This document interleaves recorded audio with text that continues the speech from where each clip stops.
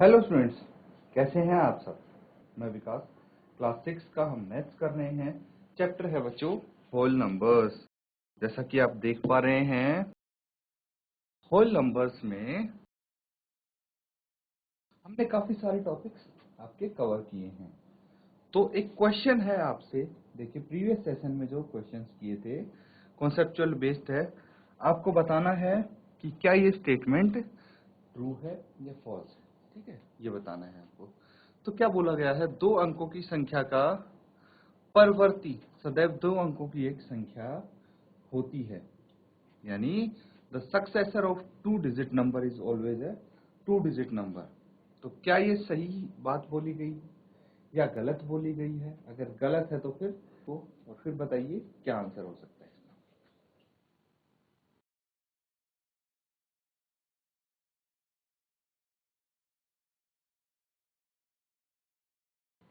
देखिए बच्चों, जैसे हमने एक क्वेश्चन किया था इससे पहले। क्या था क्वेश्चन कि भाई दो अंकों की संख्या का, यहाँ पे परवर्ती लिखा है, वहां पे पूर्ववर्ती लिखा था।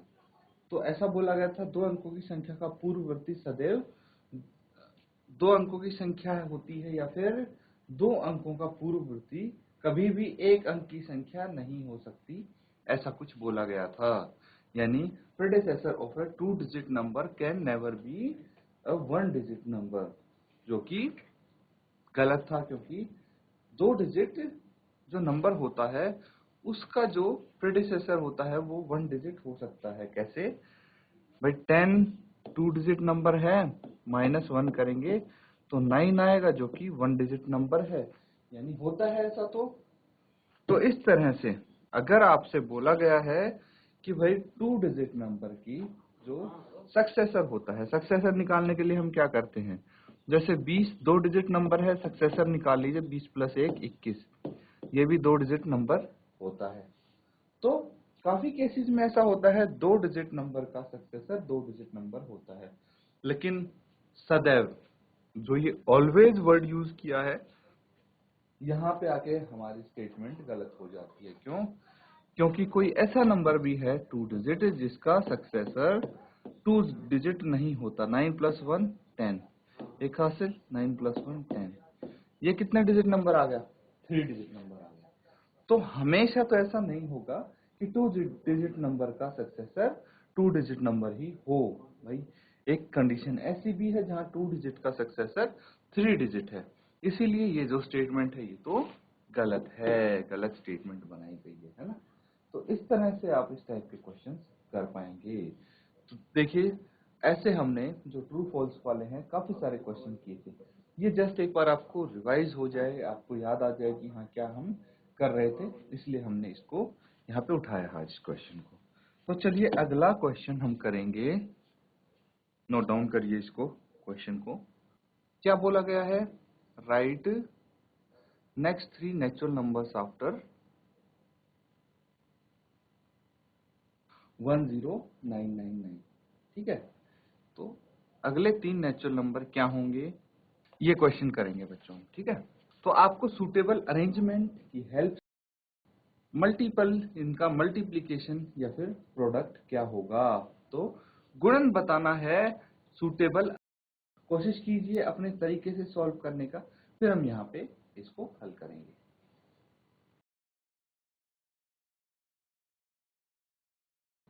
तो बच्चों, कोशिश किया होगा आपने सॉल्व करने की। अब देखिए, इस केस में हम क्या कर सकते हैं। यहाँ पे बोला गया है कि भाई सही अरेंजमेंट करके इनका गुणा करो। ठीक है, तो अगर आपके पास है 2 × 1768 1768 × 50 है।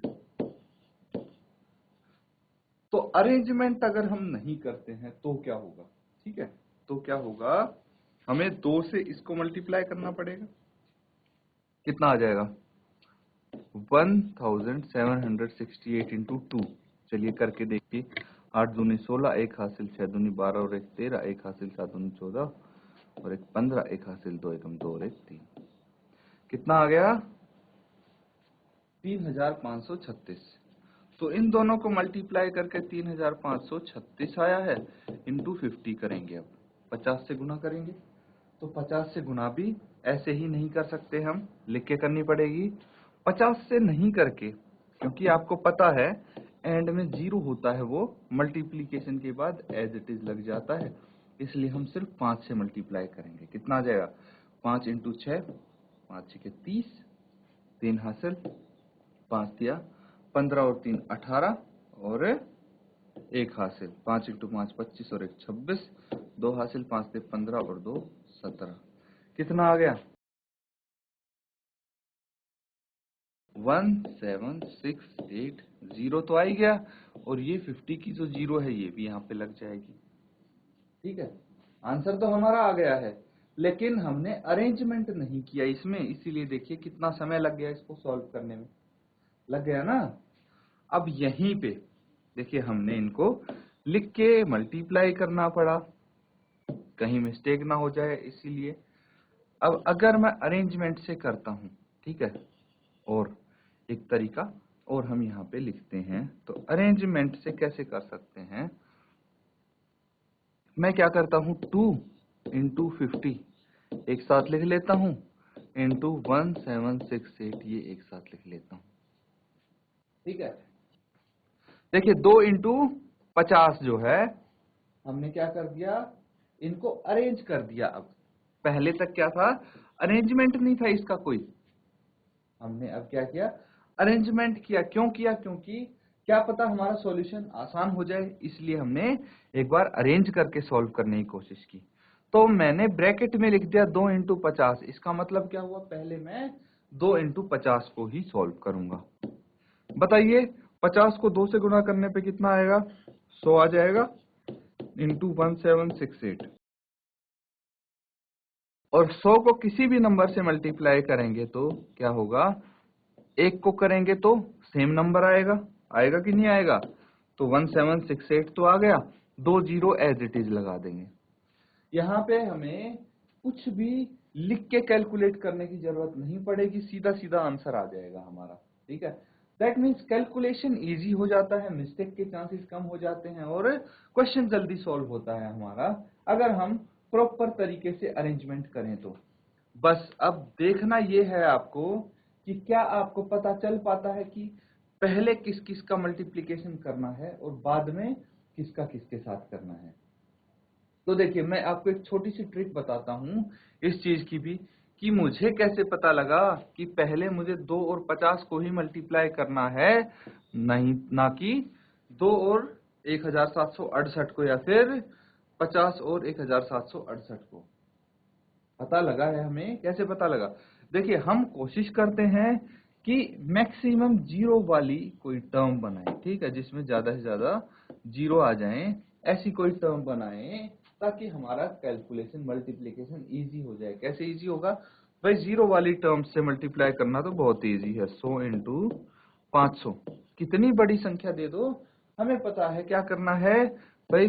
5 और 1 को मल्टीप्लाई करेंगे, 5 आ जाएगा, जितनी जीरो है 4 जीरो है, तो ये एज इट इज लगा दीजिए, सीधा है, कोई कैलकुलेशन पार्ट नहीं। इसीलिए हम कोशिश करते हैं कि भाई जो जीरो है, ठीक है, मैक्सिमम जीरो हम 2 नंबर को मल्टीप्लाई करके अटेन कर पाए, इसीलिए हमने यहाँ पे 2 और 50 को गुना किया है, क्योंकि मुझे पता है 50 को 2 से मल्टीप्लाई करने पे 100 आ जाता है, या फिर 5 को 2 से मल्टीप्लाई करने पे 10 आ जाता है, एक जीरो पहले से थी। इसको नोट डाउन कीजिए, अगला क्वेश्चन फिर हम ट्राई करके देखेंगे। इसको नोट डाउन करके ये क्वेश्चन सॉल्व करके बताइए क्या आंसर आता है आपका। ठीक है, तो इसका बी पार्ट सॉल्व कीजिए इसके बाद।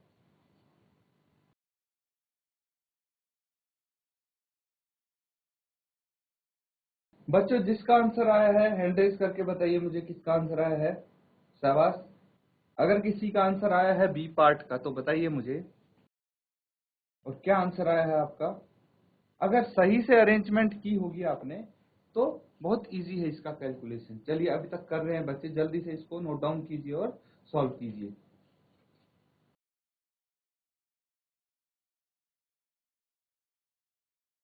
वेरी गुड, जीआईसी खालियू खेत।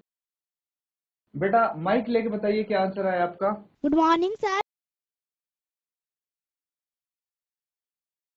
सर 3270। Very good. क्या नाम है बच्चे आपका? Sir my name is Aryan. Aryan. Very good Aryan. अच्छा, मुझे एक बात बताइए कि इन 3 नंबर्स में से पहले आप 186। अच्छा, आप ये बोल रहे हैं इन दोनों को पहले मल्टीप्लाई किया फिर 25 को। Very good. फिर इसका जो आंसर आया था, कोई भी आंसर आया हो, वो आपने 25 से मल्टीप्लाई कर दिया। ठीक है, बहुत अच्छी कोशिश है। Well done. बैठ जाइए आप। जैसी कुंभी चौड़, यहां से किसी का आंसर आया है बच्चों? Very good. माइक लेके बताइए आपका क्या आंसर आया है। सबसे पहले आप अपना नाम बताएंगे, फिर आंसर बताएंगे, ठीक है?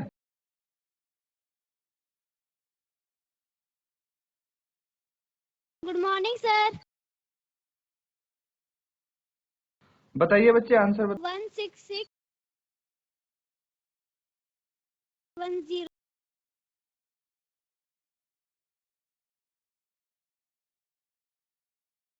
अच्छा, तो बच्चे आपने क्या किया? सबसे पहले किस किस को मल्टीप्लाई किया, ये बताइए मुझे। 25 को 4 से बहुत अच्छी बात। 25 को 4 से गुना किया।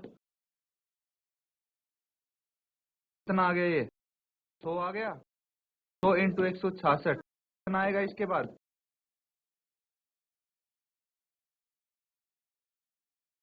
166। 166। आगे 100 से मल्टीप्लाई भी तो किया है इसको। 166 को 100 से गुना भी तो, गुना करके क्या आएगा? चलिए, वेरी गुड। आगे जो स्टूडेंट हैं उनको दे दो बच्चे आप माइक। बहुत अच्छी कोशिश। Very good. Keep it up बेटा। Good morning sir.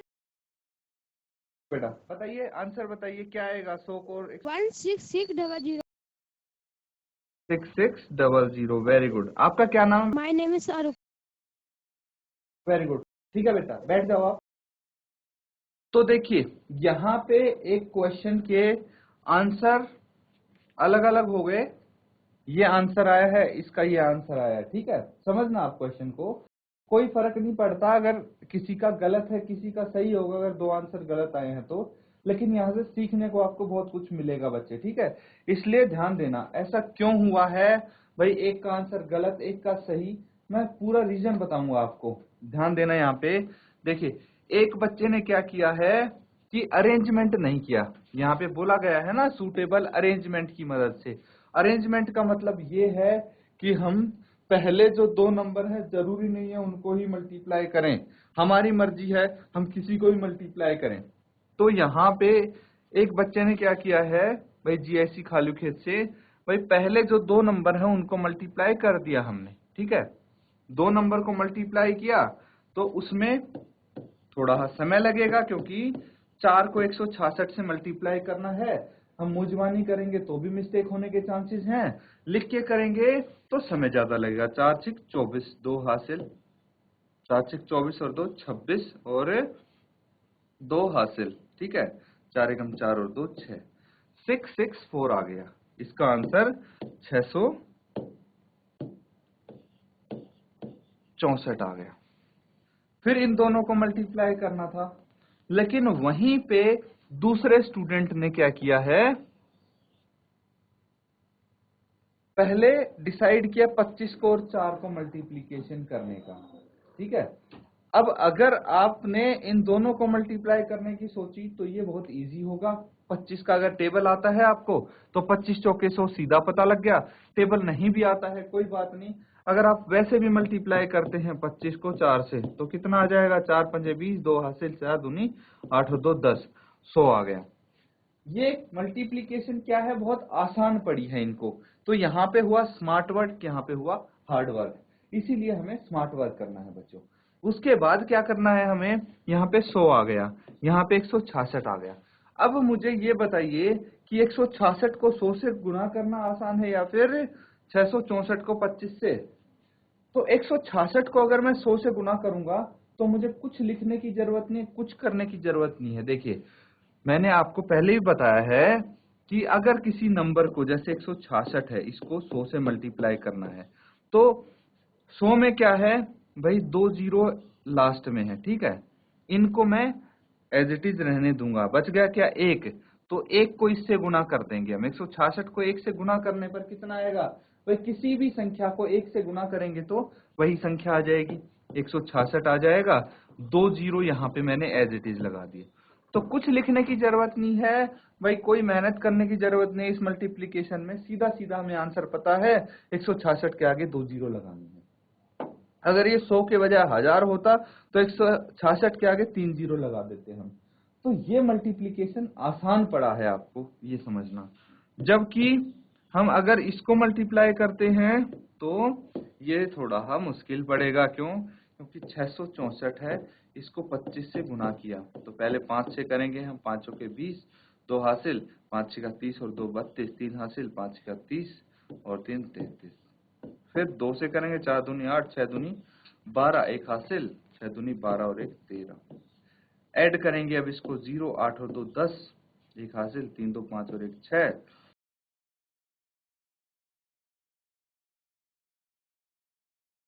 0, ठीक है। 16,600 इसको हम बोलेंगे।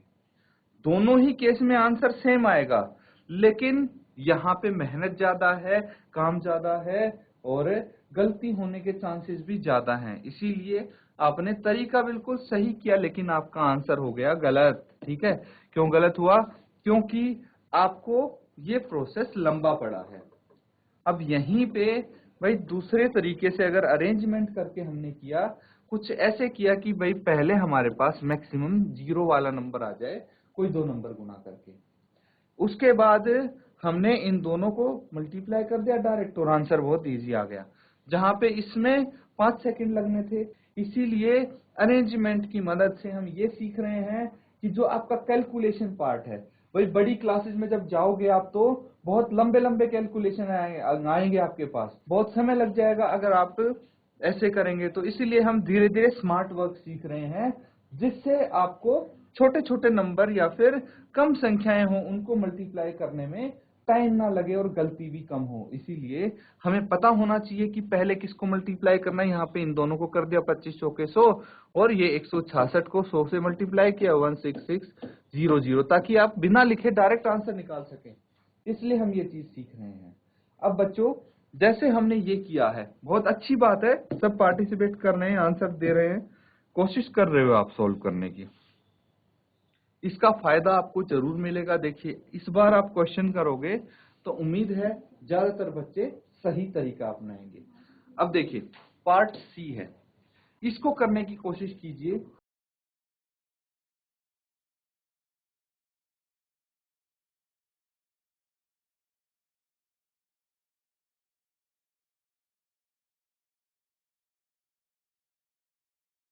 बताइए बच्चों, आपका क्या आंसर आया है?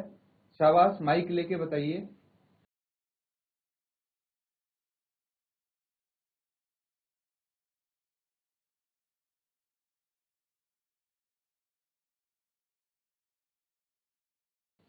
चलिए जल्दी से, क्योंकि अगर सही तरीके से करेंगे आप तो बहुत कम समय लगेगा, इसमें इतना समय नहीं लगता। बस आपको ये पता लगाना है कि भाई ये जो 3 है, 8 इंटू 291 इंटू 125, पहले किन 2 नंबर को मल्टीप्लाई करना है। अगर ये सही बैठ गया तो दिक्कत नहीं होगी। देखिए, मैं आपको 8 को 291 को और 125 को गुना करना है। मुझे ऐसा नंबर, पहले ऐसे 2 नंबर को गुना करना है जिनको मल्टीप्लाई करके मैक्सिमम 0 मिल जाए।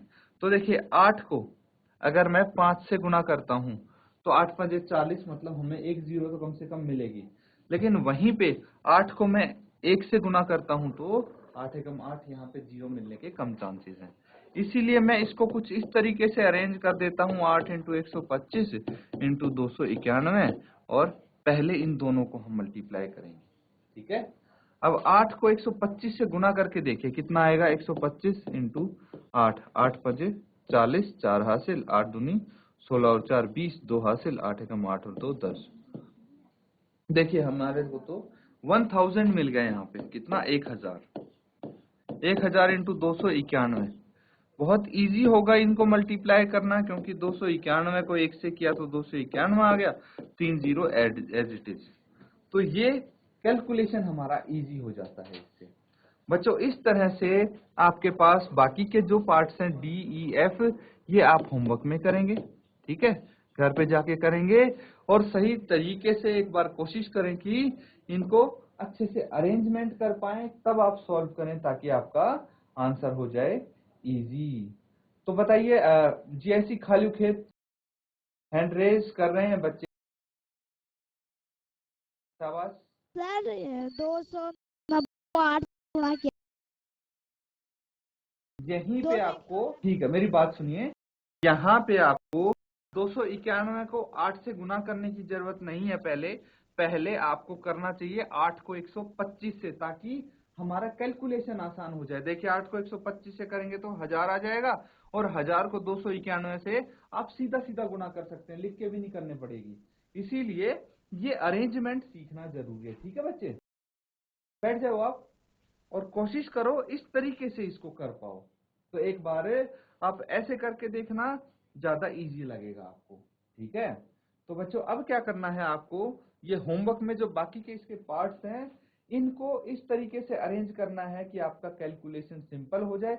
जैसे यहाँ पे पहले 3 पार्ट हमने करके देखे थे, कुछ उस तरह से नोट डाउन कर लीजिए इन क्वेश्चंस को, ताकि आप घर पे कर लाएं, अगले सेशन में आपसे जरूर पूछा जाएगा। इसी के साथ स्टूडेंट्स आज का सेशन यहाँ पे हम एंड करेंगे। Thank you and have a nice day.